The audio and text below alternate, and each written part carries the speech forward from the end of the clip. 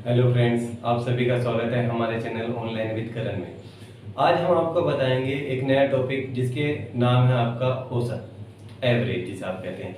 ठीक है, यहाँ पे हम आपको एक ट्रिक के माध्यम से इस चैप्टर को कंप्लीट कराएंगे, जिससे कि आपको किसी भी बुक में से अगर क्वेश्चन करें तो आपके वो क्वेश्चन हो जाए आसानी से और एग्जाम में भी आप अच्छे से उसे कर पाए। ठीक है, तो यहाँ पे आपका चैप्टर स्टार्ट करते हैं औसत। चलिए आपका टॉपिक स्टार्ट करते हैं औसत। इसमें आपके पहले कुछ बेसिक फॉर्मूले हैं, जरा उन्हें एक बार देख लेते हैं। ठीक है, प्रथम n प्राकृत संख्या का औसत, अगर औसत पूछे तो आपका फॉर्मूला होता है n+1/2 और आपसे पूछे इसका योगफल का, तो याद रखिए इसी फॉर्मूले में खाली n की हो जाएगी मल्टीप्लाई। ठीक है, फॉर्मूला सेम यही है औसत का। n क्या होता है? n होता है अंतिम पद, यानी कि जहां तक आपसे पूछा गया है। मान के चलिए मैं कह रहा हूँ 1 से 100 तक का वो बताइए आप प्राकृत संख्या का औसत क्या होता है, तो 100 जो है वो आपका n है। अगर मैं कह रहा हूँ 1 से 200 तक का बताइए, तो 200 क्या है आपका n है। मतलब n की वैल्यू होती है जहां तक आपसे पूछा गया। ठीक है, प्राकृत संख्या क्या होती है? जैसे कि 1 2 3 4 5 ऐसे करते करते अनंत तक। ठीक है, अब यहाँ पे आते हैं प्रथम n सम प्राकृत संख्या का औसत। अब की बात आ गई सम की। सम क्या? Even number. ठीक है, तो यहाँ पे इसका फॉर्मूला होता है n+1। ये तो हो गया औसत का। अगर आपको पता है योगफल का फॉर्मूला, तो खाली क्या हो जाएगा? n की मल्टीप्लाई। ठीक है, n इंटू n+1। अगर आपको ज्ञात करना है प्रथम n विषम, विषम कौन सी होती है? ओड संख्या, ओड नंबर। तो विषम प्राकृत संख्या का औसत क्या होता है? खाली n। अगर हम औसत की बात करें तो केवल n होता है, और योगफल की बात करें तो n स्क्वायर। n स्क्वायर क्या मतलब है? n into n। ये इसका फॉर्मूला होता है, एक बार इसे नोट कर लीजिए।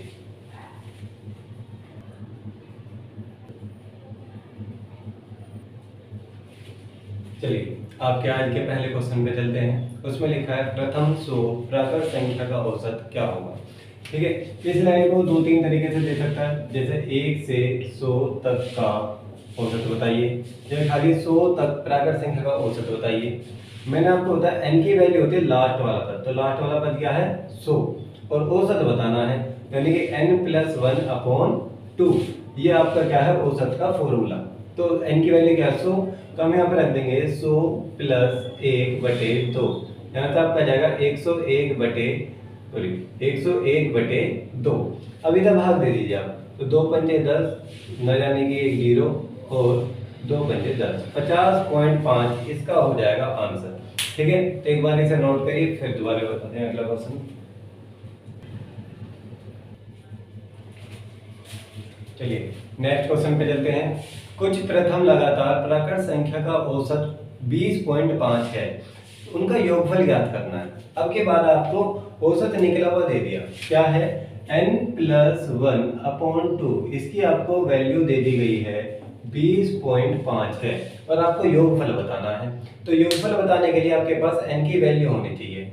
ठीक है, तो उसके लिए क्या करेंगे हम? इसे फॉर्मूले को यहाँ पे देखो पुट करते हैं, तो यहाँ पे 2 भाग में, तो यहाँ पे जाएगा तो गुणा हो जाएगी, तो n+1 जब इसकी इसमें गुणा होगी 20.5 में 2 की, तो यहाँ से आपका आ जाएगा 41, और n बराबर क्या हो जाएगा? एक उस साइड जाएगा तो क्या हो जाएगा? माइनस, तो यहाँ क्या आएगा? 40। तो n की वैल्यू क्या आ गई हमारे पास? 40। और अभी मैंने आपको साथ ही साथ योगफल का फॉर्मूला लिखवाया था। प्राकृत संख्या का योगफल का फॉर्मूला होता है, इसी में ही हम n की मल्टीप्लाई कर देंगे। अब देखिए दो तरीके हैं आपके पास। पहला तरीका है पूरा फॉर्मूला लगा लीजिए। क्या होता है योगफल का फॉर्मूला?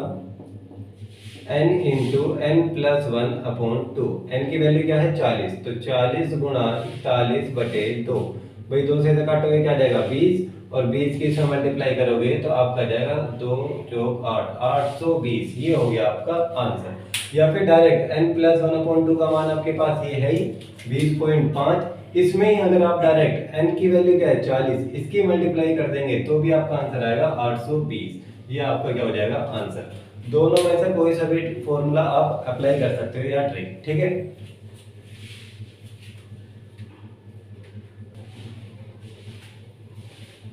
नेक्स्ट क्वेश्चन है हमारे पास 100 तक की सभी सम प्राकृत संख्याओं का औसत ज्ञात करना है। ठीक है, अब देखिए हमें 1 से 100 तक की सभी सम संख्या निकालनी है, लेकिन 1 से जब आप चलोगे तो एक खुद ही एक विषम संख्या है, 1 फिर आपकी आएगी सम संख्या, फिर विषम संख्या, फिर सम संख्या। तो यानी कि इसमें क्या होगा, 100 तक आपकी आधी सम होंगी और आधी विषम, यानी कि 50 संख्या जो होंगी वो आपकी होंगी विषम और 50 संख्या आपकी होंगी सम। और हमें सम वाला क्वेश्चन है तो हमें सम संख्या लेनी है। अब सम संख्या के औसत का फॉर्मूला होता क्या है भाई, मैंने आपको अभी लिखवाया था n+1। n की वैल्यू क्या आ गई आपके पास 50, तो यानी कि 50 + 1 आंसर आ जाएगा आपका 51। आपको प्रथम 50 संख्या निकालनी है, तो प्रथम 50 कितनी है 100 तक, ठीक है, यानी कि आधी सम आधी विषम। तो यहाँ पे आपका आ जाएगा n+1 यानी कि 51। कर लीजिए सम आउट। चलिए आज के नेक्स्ट क्वेश्चन पे चलते हैं। 1 से 51 तक की सभी सम संख्या का औसत ज्ञात करें। ठीक है, देखिए 1 से 51 तक की संख्या का औसत ज्ञात करना है। और कौन सी संख्या, सम संख्या, इवन नंबर। इसमें आपको क्या करना है भाई, 51 का अगर आप आधा करोगे तो उसमें क्या होगा, पॉइंटों में चला जाएगा। तो आप ये देखिए 51 एक कैसी संख्या है, विषम संख्या। अगर हम इसमें से एक घटा दें तो क्या हो जाएगा, अब ये सम संख्या आ गई और ये आधा भी हो सकता है इसका। अब एक चीज सोच के देखिए, 1 से 50 तक जितनी सम संख्या होंगी उतनी 1 से 51 तक होंगी, क्योंकि हमने क्या घटाया, सिर्फ 51। तो यानी कि अब इसका कर लेते हैं हम हाफ, तो 50 का आधा कितना हो जाएगा 25। 25 तो हो गई आपकी यहाँ पे 1 से 50 तक। अब 1 से 50 तक विषम संख्या, और सम संख्या की बात करें तो सम संख्या कितनी आ गई 25। हमारा क्वेश्चन सम वाला ही है, तो हम इसमें अपना फॉर्मूला लगा लेंगे कि n की वैल्यू आ गई 25 और आपका फॉर्मूला है n+1, तो यानी कि 25 + 1 आंसर आ गया हमारा 26। ठीक है, हमारा आंसर क्या आ गया 26। इसे एक बार नोट कर लीजिए। चलिए नेक्स्ट क्वेश्चन है आपका आज का, प्रथम 50 सम संख्याओं का औसत ज्ञात करें। ठीक है, देखिए आपका फॉर्मूला भी क्या था, प्रथम n सम संख्याओं का औसत, यानी कि वो फॉर्मूला आपने पढ़ा था n+1। हमें हर बार दे रहा था वो कि 1 से 51 तक या 1 से 100 तक। इस बार आपको कह ही दिया प्रथम 50, यानी कि आपको उसने प्रथम 50 सम संख्या बता दी कि प्रथम 50 लेनी है आपको, यानी कि n की वैल्यू क्या हो जाएगी 50। तो आप n की जगह क्या रख दोगे 50, तो 50 + 1, तो हमारा आंसर क्या हो गया 51। इसे नोट कर लीजिए।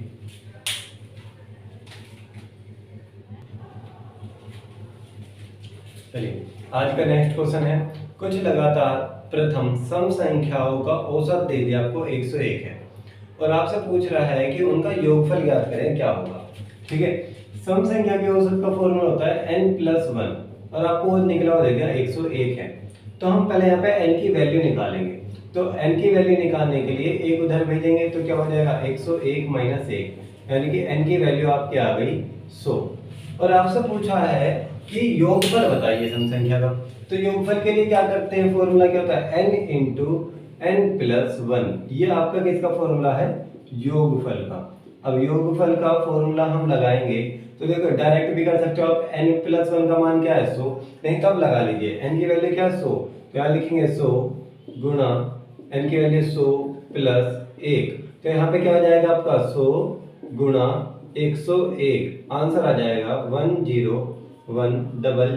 ये आपका क्या हो जाएगा आंसर 10,100। एक बार इसे नोट कर लीजिए।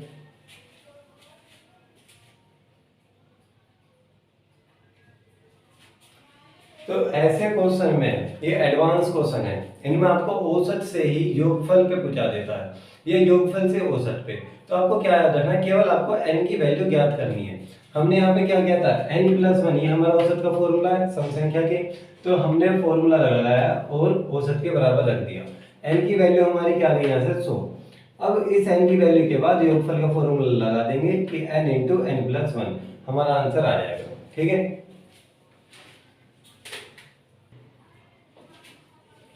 नेक्स्ट क्वेश्चन है आपका, 1 से 100 तक की सभी विषम प्राकृत संख्याओं का औसत ज्ञात करें। ठीक है, अब हमें 1 से 100 तक की विषम संख्या चाहिए। तो 1 से 100 तक विषम संख्या कितनी आएगी, अभी हमने बताया कि इसमें 100 तक तो आधी 50 तो होंगी सम और 50 होंगी विषम।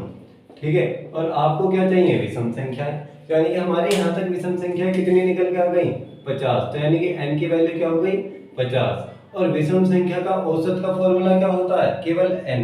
तो यानी कि n की वैल्यू क्या होगी 50, 50 ही हो गया हमारा आंसर। ठीक है, इसे नोट कर लीजिए एक बार।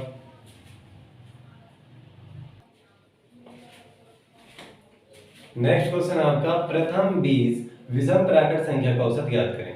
इस बार आपको प्रथम 20 यानी कि आपको निकली हुई ही देगी कि यानी कि आपको स्टार्टिंग की 20 संख्या का औसत बताना है क्या होगा। यानी कि ये सारी की सारी क्या है, विषम संख्या है, प्रथम 20। तो हम क्या करेंगे, आपकी n की वैल्यू कितनी है 20 और आपका फॉर्मूला क्या होता है विषम संख्या का, खाली n। तो आंसर भी क्या हो गया 20। ठीक है, इसे नोट कर लीजिए।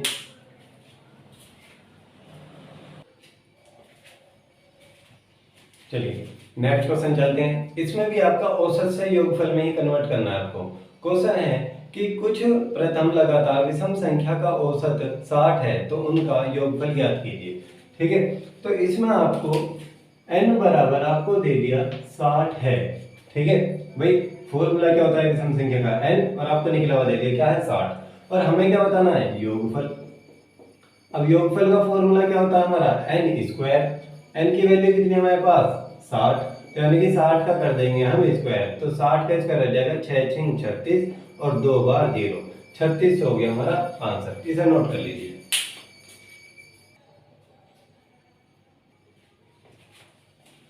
चलिए नेक्स्ट क्वेश्चन है आपका, प्रथम 10 प्राकृत संख्याओं के वर्गों का औसत कितना है। ठीक है, सबसे ज्यादा जो क्वेश्चन पूछे जाते हैं वो आपके या तो प्राकृत संख्या या सम संख्या या विषम संख्या। ठीक है, ये आपको मैं बता देता हूँ, इसमें भी आपको फॉर्मूला लगेगा। जब भी आपसे पूछे तो इसमें क्या करना है, प्रथम n विषम, खाली प्राकृत है तो प्रथम n प्राकृत संख्या के वर्गों का औसत। तो यहाँ पे इसका जो फॉर्मूला होता है वो होता है आपका n+1 2n+1 अपॉन 6। ये आपका फॉर्मूला होता है, ये आपको याद रखना है। ठीक है, तो यहाँ पे आपको क्या दे रखा है, n की वैल्यू आपको दे रखी है 10, तो हम क्या लगाएंगे 10 + 1 और यहाँ पे आ जाएगा 2 × 10 + 1 अपॉन 6। 10 और 1 कितना हो जाएगा 11, यहाँ पे कुछ नहीं है तो आपको गुणा का साइन आएगा, 10 दूनी 20, 20 और 1 21 बटे 6। अब काट लेंगे, 3 दूनी 6, 3 सत्ते 21, 11 सत्ते 77 बटे 2। अब इसे पॉइंटों में ले जाइए। औसत के फॉर्मूले में जब आपको पॉइंटों में जाना हो जा सकते हैं, वहां पे आपको बटे में आंसर नहीं मिलता। ठीक है, तो यहाँ से हो जाएगा आपका कि 2 3 6 2 38.5, ये आपका हो जाएगा आंसर। ठीक है, तो याद रखना ये वाला फॉर्मूला है आपका वर्गों का औसत का, प्राकृत संख्या के वर्गों का औसत, n+1 2n+1 upon 6। Value put कर देंगे इसमें, आ जाएगा आंसर।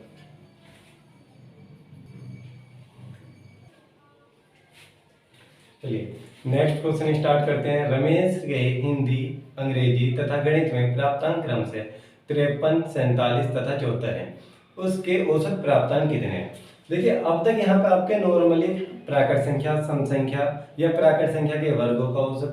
अब आप क्या गए चैप्टर पे, चैप्टर से यानी कि यहाँ पे आपका एक फॉर्मूला लगेगा, औसत बराबर संख्याओं का योगफल और अपॉन में आएगी आपकी संख्याओं की संख्या।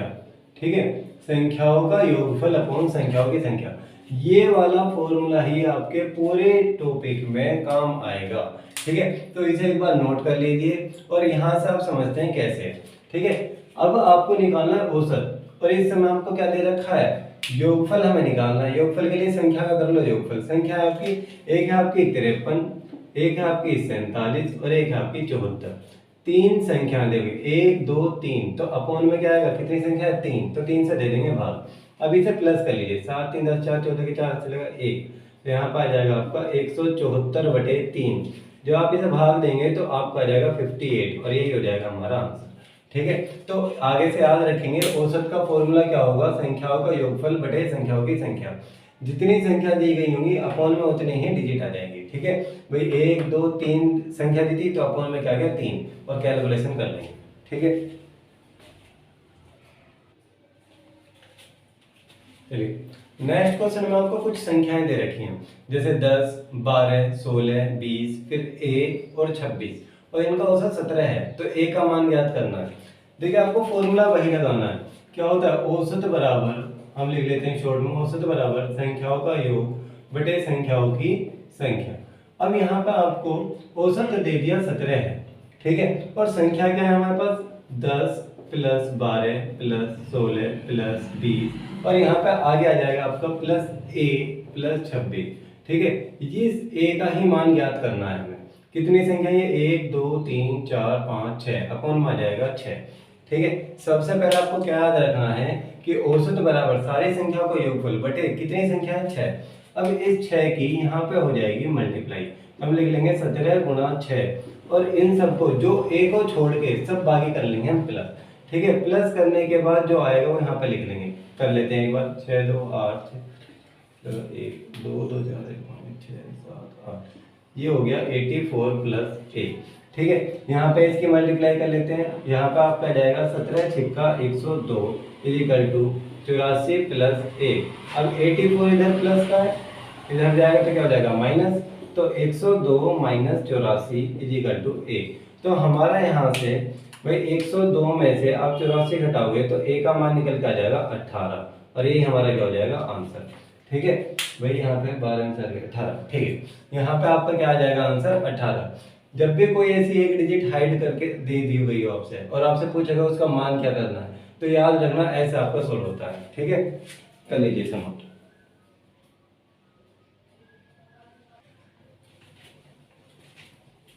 नेक्स्ट क्वेश्चन है आपका, प्रथम 10 अभाज्य संख्या का औसत ज्ञात करें, ठीक है। तो इसमें हमें सबसे पहले क्या करना पड़ेगा, औसत ज्ञात करने के लिए आपको सारी की सारी 10 अभाज्य संख्या लिखनी होगी। देखो अपॉन में क्या आएगा, 10 ही आएगा। अभाज्य संख्या सबसे छोटी क्या होती है, 2, फिर 3, फिर आपकी आती है 5 7 11 13 17 19, इसके बाद 23 और यहाँ पर आ गई 29। तो 1 2 3 4 5 6 7 8 9 10, ये हो गई 10 संख्याएं। अब आप इनका टोटल करोगे तो आएगा 129 अपॉन 10, नीचे एक जीरो है तो एक डिजिट से पहले लग जाएगा पॉइंट, तो यानी कि 12.9 ये हो जाएगा आपका आंसर, ठीक है। 12.9 आपका क्या हो जाएगा इसका आंसर, कर लीजिए समझ।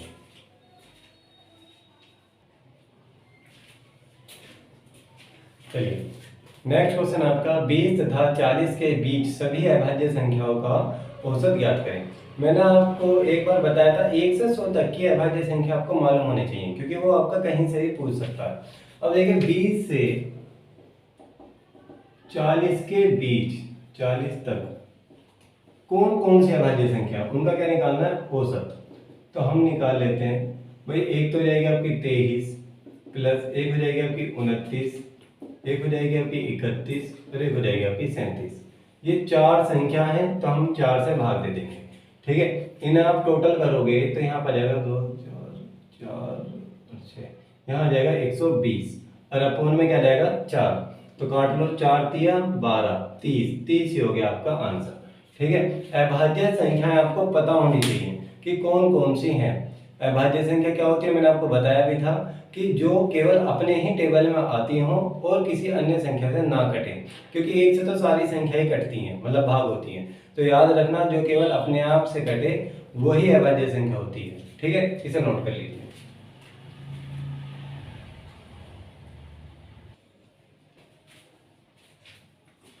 नेक्स्ट क्वेश्चन है आपका, 3 के प्रथम 20 गुणजों का औसत ज्ञात करें।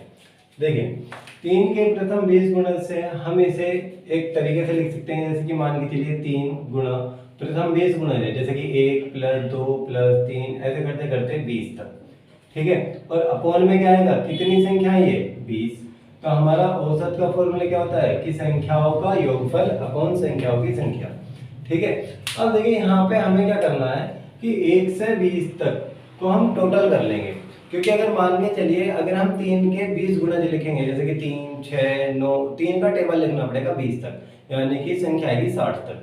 तो इससे अच्छा हम क्या करेंगे कि 1 से 20 तक का टोटल कर लो।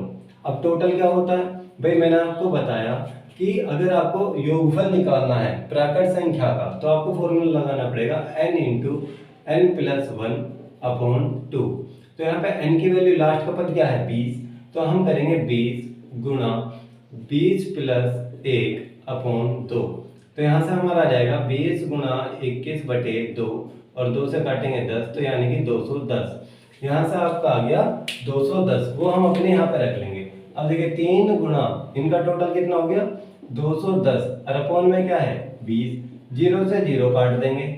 अब पहले कर लीजिए मल्टीप्लाई, 3 एकम 3, 3 दूनी 6, 2 से इसे भाग देंगे तो हमारा आ जाएगा 2 3 6, तो एकम 2, 2 पंजे 10, 31.5 ये हो गया हमारा आंसर।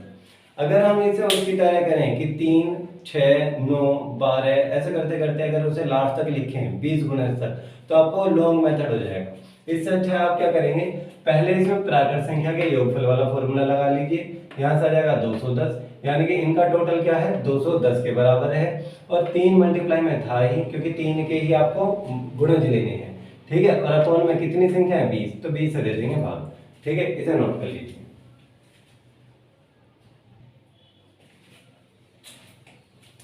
नेक्स्ट क्वेश्चन है आपका, 7 क्रमागत संख्याओं का औसत 20 है, तो इनमें से सबसे बड़ी संख्या कौन सी है। देखिए अब यहाँ पे आपको फॉर्मूला लगाने की जरूरत नहीं है, क्योंकि आपको मैंने बताया औसत होती है एक बीच वाली वैल्यू, तो बीच में हम इसे रख लेंगे किसको 20 को, ठीक है। ये हो गई हमारी एक बीच वाली वैल्यू। और आपको बनानी है कैसी 7 क्रमागत संख्या। क्रमागत का होता है क्रम से चलने वाली, जो क्रम से चलती है, मतलब प्राकृत संख्या टाइप। तो आपको क्या करना है 3 संख्या इसके बाद कर दीजिए और 3 संख्या इससे पहले कर दीजिए, तो यहाँ पे आपका क्या हो जाएगा 7 संख्या बन जाएंगी। भाई 3 इससे पहले 3 इसके बाद, एक ही हो गई खुद, और मैंने आपको बताया ये बीच की संख्या है, तो लिख लीजिए 20 के बाद क्या आएगा 21, 21 के बाद क्या आएगा 22, 22 के बाद आएगा 23, 20 से पहले आएगा 19, 19 से पहले 18, 18 से पहले 17। अगर वो पूछता है बड़ी संख्या क्या है, तो आंसर हो जाएगा हमारा 23, ठीक है। अब वो चाहे इसमें छोटी संख्या पूछ ले, चाहे बड़ी संख्या पूछ ले, या किसी कुछ भी पूछ ले, मतलब तो आप बता सकते हो, ठीक है। याद रखना है ट्रिक।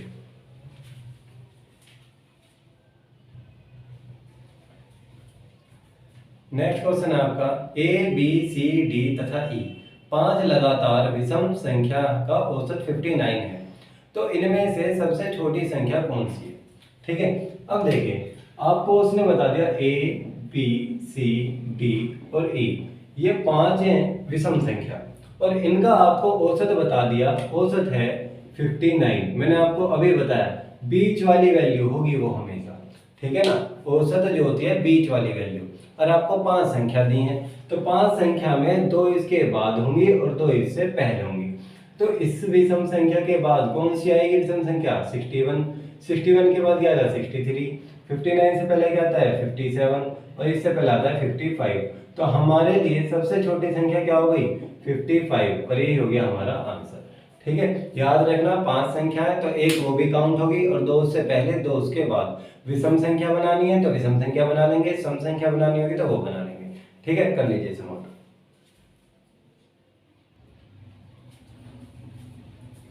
नेक्स्ट क्वेश्चन है आपका, ए बी सी डी तथा ई 5 लगातार सम संख्याओं का औसत 46 है, ठीक है 46, तो इनमें से सबसे बड़ी संख्या कौन सी होगी।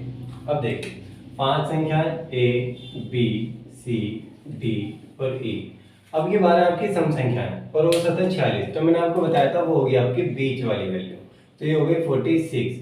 अब आपको सम संख्या बनानी है तो 2 इससे पहले रखेंगे और 2 इसके बाद रखेंगे, तो इसके बाद आएगी आपकी 48 और इसके बाद आएगी आपकी 50, इससे पहले आपकी आएगी 44 और इससे पहले आपकी आएगी 42। अब देख लीजिए क्वेश्चन में आपसे पूछा सबसे बड़ी संख्या बतानी है, तो बड़ी संख्या क्या हो जाएगी आपकी 50, और यही हो जाएगा हमारा आंसर, ठीक है। इसे नोट कर लीजिए एक बार।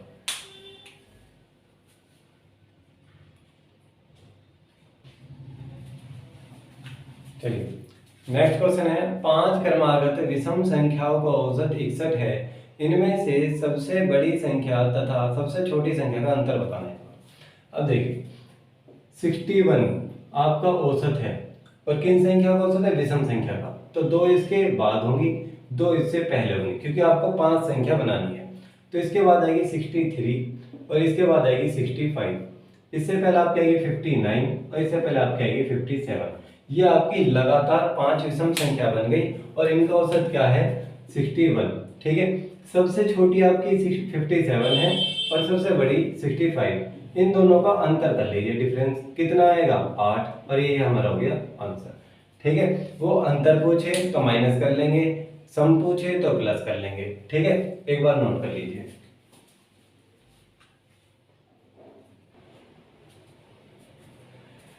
चलिए नेक्स्ट क्वेश्चन है, चार क्रमागत सम संख्याओं का औसत 15 है, तदनुसार उनमें से दूसरे नंबर की सबसे बड़ी संख्या बतानी है। अब देखिए सम संख्या का क्वेश्चन है और औसत दिया है 15। अब ये तो सम संख्या नहीं है तो हम इसे काउंट भी नहीं करेंगे, लेकिन औसत है ये 15 और आपको बनानी है चार संख्या, तो दो इसके बाद होंगी और दो इससे पहले होंगी, बट इस बार ये काउंट नहीं होगी, ठीक है। तो 15 के बाद क्या आती है 16, 16 के बाद आती है 18, 15 से पहले आती है 14 और 14 से पहले आती है 12। क्वेश्चन में पूछा गया है दूसरे नंबर की सबसे बड़ी संख्या बतानी है, आपको कौन सी है। देखिए सबसे बड़ी संख्या कौन सी है 18, तो यानी कि ये फर्स्ट नंबर पे रखी जाएगी, और इसके बाद जो बड़ी है वो है 16, तो यानी कि सेकंड नंबर पे रखी जाएगी। तो हमारा आंसर क्या हो जाएगा 16 दूसरे नंबर की सबसे बड़ी संख्या है, ठीक है। इसे नोट कर लीजिए।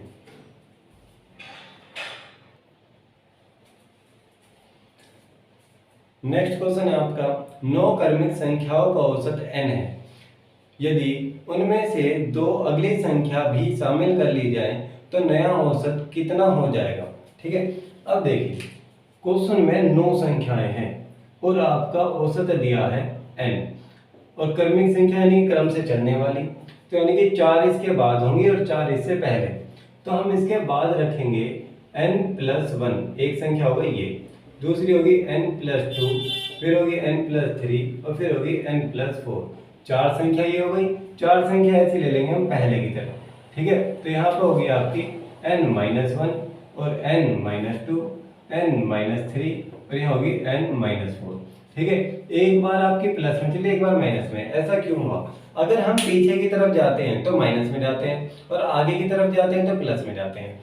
तो आपकी देखिए काउंट कर लीजिए कितनी संख्या हो गई, 1 2 3 4, 4 पहले, 1 2 3 4, 4 बाद में और एक खुद, तो टोटल 9। अगली दो संख्या मिलानी है तो हम जोड़ लेंगे इसमें, यहाँ पे n+, इसे हम नीचे लिख लेते हैं n+5 और n+6, ये अगली दो संख्या हमने मिला ली, तो औसत में क्या होगा। अब एक चीज देखिए, मैंने आपको बताया जब आपकी ऐसे संख्या दी गई हो तो हम क्या करेंगे, अब टोटल संख्या हो गई 11, तो 5 इधर की छोड़ दीजिए, 5 उधर की छोड़ दीजिए, यानी कि यहाँ तक संख्या हो गई 5, 5 ये हटा देंगे हम क्वेश्चन में से, और 5 संख्या हो गई ये 5 ये हटा देंगे, तो नया औसत क्या निकल के आ जाएगा, ये हो गया हमारा नया औसत। नया औसत क्या आ गया आपका n+1, पहला आपका औसत था खाली n और अब हो गया n+1, तो क्या हो गया औसत में 1 की वृद्धि, क्या हो गया हमारे औसत में 1 की वृद्धि हो गई, ठीक है। 5 इधर की हटा दी, 5 इधर की हटा दी, एक जो बीच की बची वही आंसर है, क्योंकि मैंने आपको बताया था बीच वाली संख्या आंसर होती है जब भी आप क्रम से चल रहे हो, ठीक है। इसे नोट कर लीजिए। नेक्स्ट क्वेश्चन आपका, 5 संख्याओं का औसत 18 है, एक संख्या निकाल देने पर औसत 16 रह जाता है, तो निकाली गई संख्या बतानी है क्या है, ठीक है। अब देखिए 5 संख्या है और औसत है 18, ये आपकी इस बार संख्या है और ये औसत है, ठीक है। औसत का फॉर्मूला होता है औसत बराबर संख्याओं का योगफल बटे संख्याओं की संख्या। हमेशा याद रखना आपका जो क्वेश्चन सोल्व होगा वो हमेशा योगफल से होगा, तो आपको क्या चाहिए योगफल, ठीक है। अब योगफल कैसे आता है, देखिए औसत का फॉर्मूला क्या होता है, औसत बराबर योगफल बटे संख्याओं की संख्या। अगर हम इन संख्या को इधर की तरफ भेजेंगे तो क्या होगी गुणा, तो यानी कि संख्या की औसत में गुणा करके क्या प्राप्त होता है योगफल, तो 18 पंजे 90, ये हो गया इसका योगफल। अब एक संख्या आपने निकाल दी यानी कि माइनस हो गई 1, तो संख्या बची 4, अब इन 4 संख्या का औसत 16 रह जाता है, ठीक है। औसत क्या रह जाता है 16, अब हम इसका भी योगफल निकाल लेंगे, 16 चौका 64। अब से देखिए 5 संख्या का योगफल है 90 और उनमें से 4 संख्या का योगफल है 64, तो यानी कि यहाँ से यहाँ तक कितना कम है, ये आपका हो जाएगा भाई 6 और 2, यानी कि 26 कम है, तो यानी कि वो निकाली गई संख्या क्या है आपकी 26, ये हो गया आपका आंसर, कर लीजिए नोट।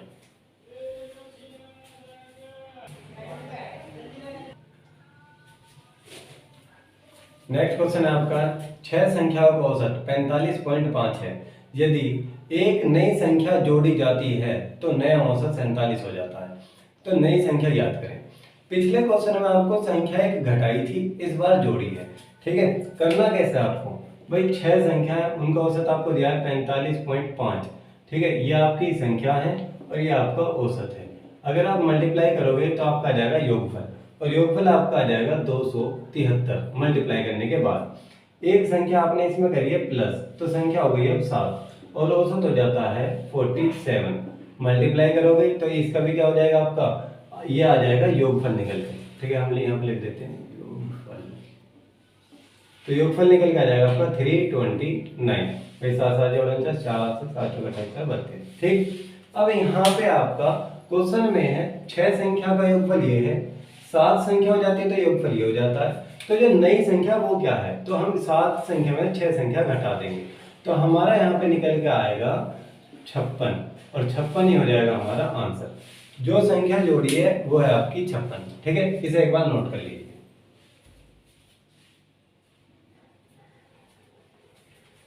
नेक्स्ट क्वेश्चन है, 12 लड़कों की औसत उम्र 15 वर्ष है एवं 18 लड़कियों की औसत उम्र 12 वर्ष है। लड़कों एवं लड़कियों की मिलाकर संयुक्त औसत उम्र क्या होगी? ठीक है, देखिए 12 लड़के हैं और इनकी आपको औसत उम्र दे रखी है 15 वर्ष है, और आपको फिर दे रखा है 18 लड़कियां हैं जिनकी औसत उम्र 12 है। ये आपके हो गए बॉयज और ये आपकी हो गई गर्ल्स।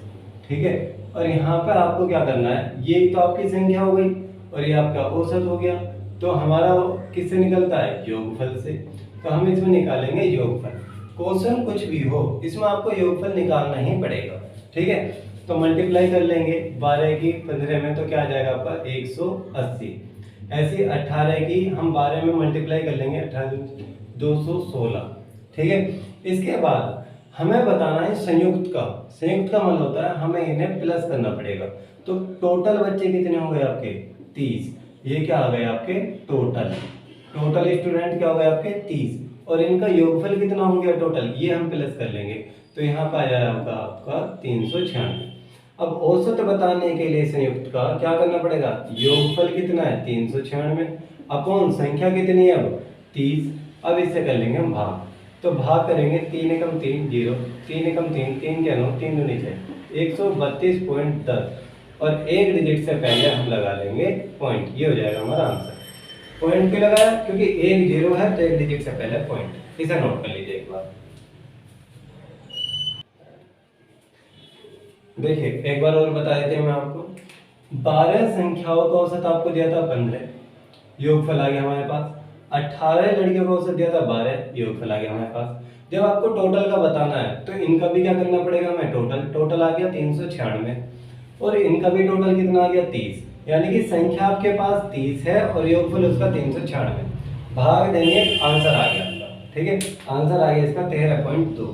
चलिए आगे बढ़ते हैं। नेक्स्ट क्वेश्चन है आपका, ए और बी की औसत आयु आपको दे दी। औसत आय 200 रुपये है, और बी तथा सी की औसत आय आपको दे दी 250। फिर आपसे पूछिए ए बी सी डी की औसत आयु क्या होगी? आय देखिए ए प्लस बी इनकी आपको दे दी औसत आय 200 रुपये है। ठीक है, और सी तथा डी की औसत आयु आपकी आय 250 रुपये है। तो आपको क्या करना है? पहले योगफल निकालना है, और योगफल के लिए ये 1 2 संख्या का क्या है? ये औसत। तो हम इसमें कर देंगे 2 की गुणा, तो योगफल आ जाएगा 400। ऐसे ही हम यहाँ पे भी 2 की गुणा कर देंगे, तो यहाँ पर आ जाएगा 500, और ये आपका क्या आ गया? योगफल।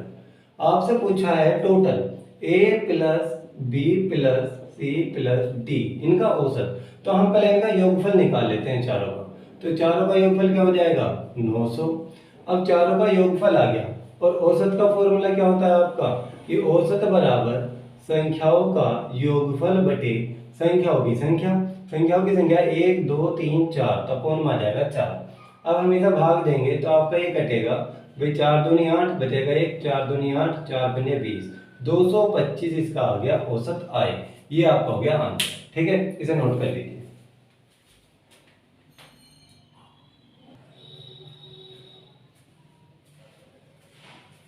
चलिए नेक्स्ट क्वेश्चन है आपका, 12 संख्याओं का औसत 15 है और पहली दो संख्याओं का औसत 15 है।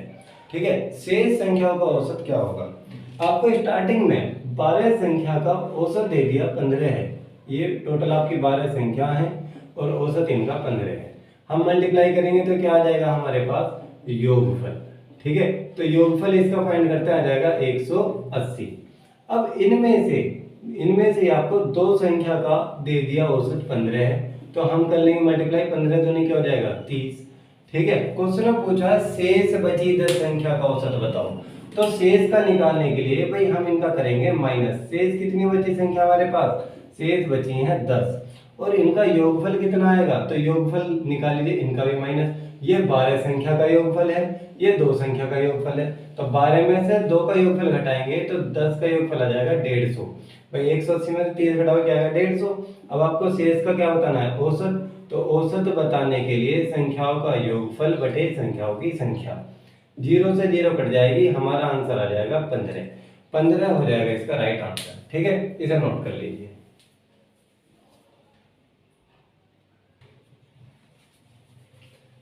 आइए चलिए नेक्स्ट क्वेश्चन पे चलते हैं आज के। ठीक है, लेकिन उससे पहले अगर आपको हमारी वीडियो अच्छी लग रही है तो कृपया लाइक करें इसे एक बार। ठीक है, लाइक करें, शेयर करें, सब्सक्राइब करें। ठीक है, चलिए नेक्स्ट क्वेश्चन पे चलते हैं। 11 परिणामों का औसत 60 है। इनमें से यदि पहले 5 का औसत 58 है तथा अंतिम 5 का औसत 56 है तो छठा परिणाम ज्ञात करें। चलिए देखते हैं। भाई 11 संख्या है आपकी, परिणाम मतलब संख्या, इनका औसत आपको दे दिया 60 है। ठीक है ना, इनका क्या दे दिया आपको? औसत 60 है। ठीक, पहले 5 का औसत आपको दे दिया 58 है और अंतिम 5 का औसत आपको दे दिया 56 है। ठीक है, अब आपको करना क्या है? इनके औसत से हमें पहले निकालना पड़ेगा योगफल। योगफल निकालने के लिए क्या करेंगे? मल्टीप्लाई। तो यहाँ देखिए 11 6 66, यहाँ क्या हो जाएगा? वही 660, इसका आ गया योगफल। इसकी मल्टीप्लाई करेंगे तो यहाँ पर आ जाएगा आपका 290। यहाँ पे इसकी मल्टीप्लाई करेंगे तो आएगा 280।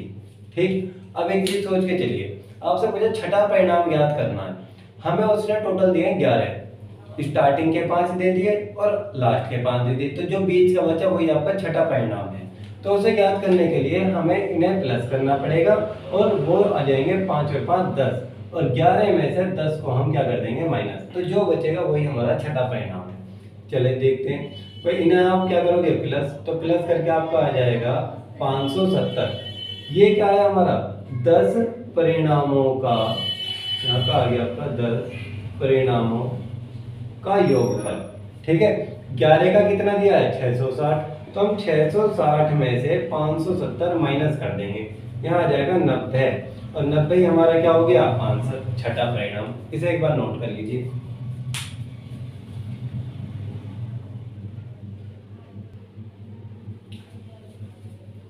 चलिए नेक्स्ट क्वेश्चन पे चलते हैं।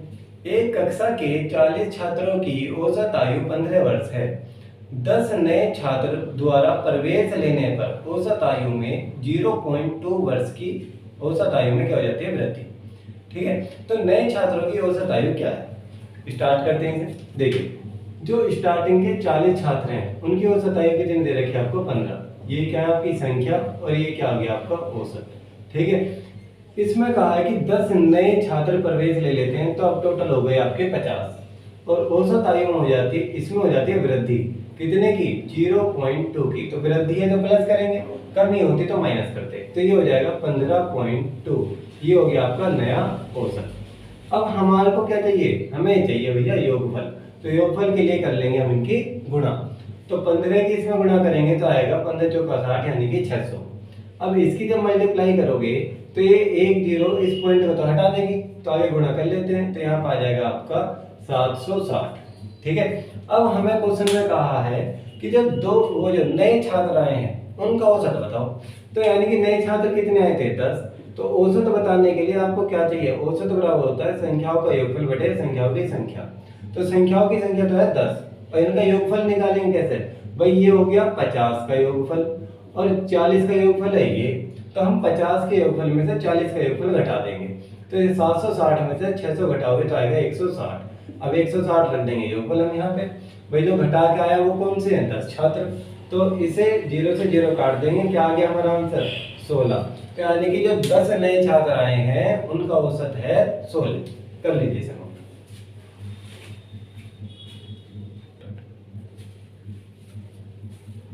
चलिए नेक्स्ट क्वेश्चन पे चलते हैं। आज के 12 संख्याओं का औसत 48 है। यदि प्रत्येक संख्या के 11 से बढ़ाया जाता है तो नया औसत क्या है? इस लाइन का मतलब है कि प्रत्येक संख्या में 11 प्लस कर लिया जाता है। ठीक है, या तो वो आपका प्लस कराएगा या भाग कराएगा या गुणा या माइनस, आपको क्या करना है? देखिए 12 संख्या है और इनका औसत है 48। क्वेश्चन में कह रहा है प्रत्येक संख्या में 11 बढ़ा दिया जाए, यानी कि 11 प्लस कर दी जाए। जब क्वेश्चन में याद रखना प्रत्येक शब्द आपको देगा तो आपको जो भी वो कहे, प्लस कहे, माइनस कहे, भाग कहे या गुणा कहे, कुछ भी कहे, आप वो कार्य अपने औसत से कर देंगे। ठीक है, वो 11 बढ़ा रहा है तो हम 11 इसमें प्लस कर लेंगे, तो हमारा क्या जाएगा? 59। ये आपका आएगा हमेशा नया औसत। क्या आएगा? नया औसत। और क्वेश्चन में वो यही पूछता है, तो ये हमारा हो गया आंसर। ठीक है, इसे नोट कर लीजिए।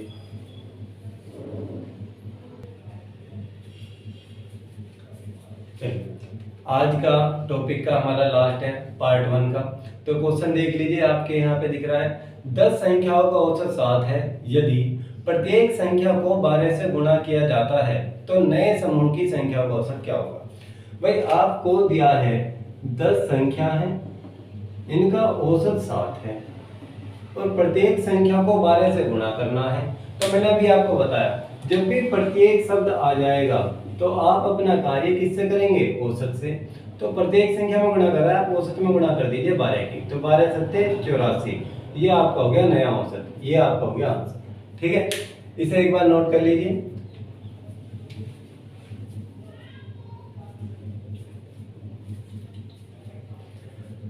आज हमारी आपको अगर वीडियो अच्छी लगी हो तो इसे लाइक करें, ज़्यादा से ज़्यादा शेयर करें और सब्सक्राइब करें।